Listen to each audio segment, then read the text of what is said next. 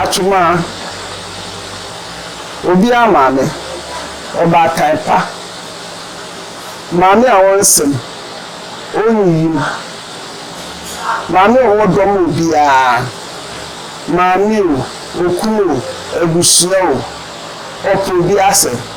Atwomaa se me no di nkomo aso be sanfre mi se na no mi di nkra minimo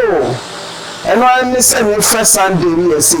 unia anabi wa no nti odawo ye di naba nam se awon me ne nkasa o se dabi o na afena watumi da akrakra na me se amabusa ebe se typhoid na typhoid bi aba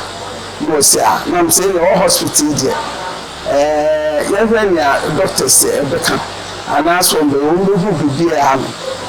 Atwomaa na ya na yesa Atwomaa ofa ni maami ni agoro ni maami ti ase we anu achichi semina wachichi enam no achichi ye friends enti bibia no Atwomaa we e wose bi de ko mama no e kwase nkora no kora bonso e wo ho se be be ya no ntire no nso me ko be kura ase a no achichi di amame wose udu asania wusia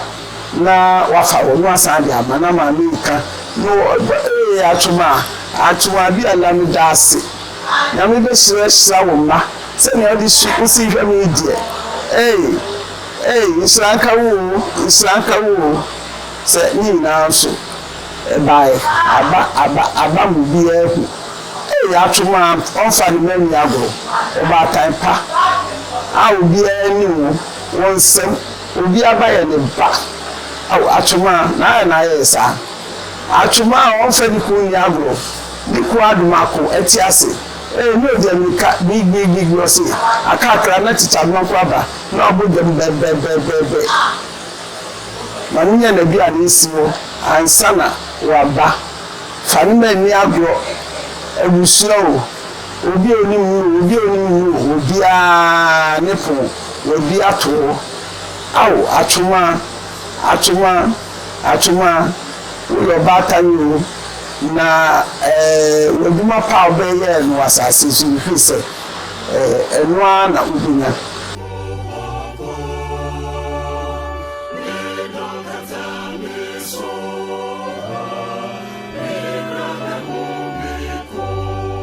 Atwomaa menene starting ye tire fie ba ko wo na ni mu to se ni ko hia mabusu ni na se no si ye eni ni anam nso be ye se na yesuba no ya akose enti Atwomaa de me kan ni nyam nso be de me kan mabusu ho ma me makora wi school o se adoa hwe we ma wi school eni e fa won koi na fa won koi bi so enya bi won mra ne nyina emu na yenya djuma agola nso se ne o ma mi suba city e won mind disappoint o mu ma ne kwari die enne what they say ahobrase wa mi no mu nyina mi so bi de won ka me ma ho di ka won mi nua no ya Atwomaa esi ade wo hre enkofu a won musu de yenya esu uye nipa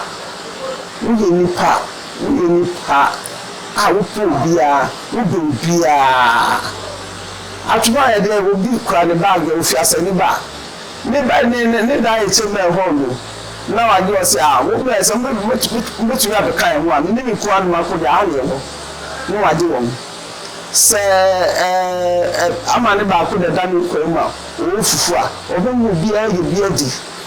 Obaapanin pa wakontem bibi o because na pi hiaw pi so twa no mo pese ogwa wo enso nyankopon de yentumi challenge mo me de pa gwa ni say nkola wugya wo machi gina sanya training ade ma wo eni usuba wo de wo yi na di kire wo nyankopon ema wo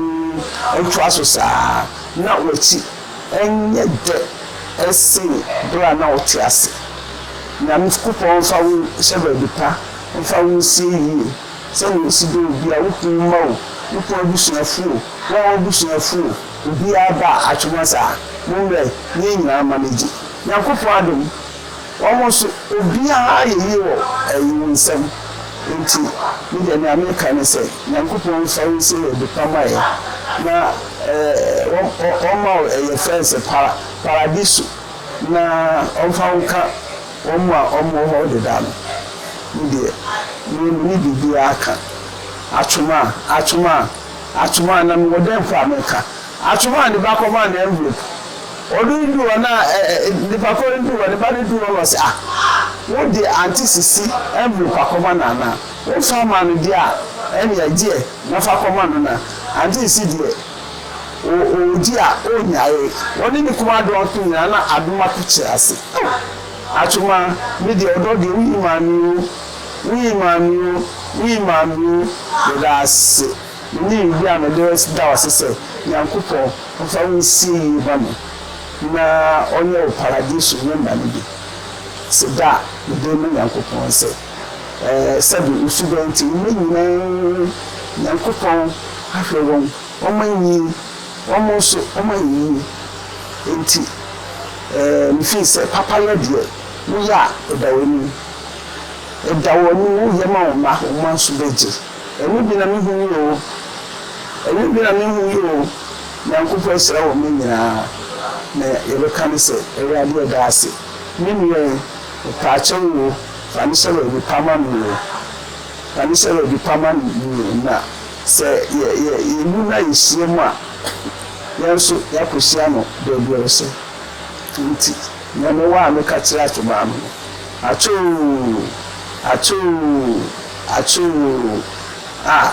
may your body and have a perfect,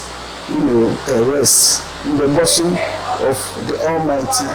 God. Amen.